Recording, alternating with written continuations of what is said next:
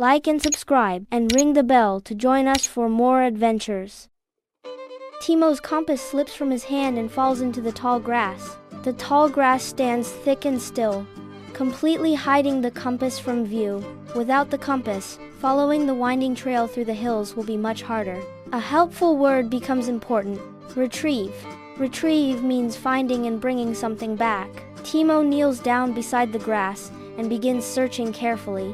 He slowly parts the tall blades of grass with his hands. A small flash of light appears as the compass glints in the sunlight. Timo picks it up and holds it safely again. Timo remembers that retrieve means bringing back something that was lost, and careful searching helps him recover important things wherever his adventures lead next. For more cartoon stories and advanced English vocabulary, and to build the skills you need for exam success, visit vocabcartoons.com. Cartoons, quizzes, and games that help you learn fast. Start free.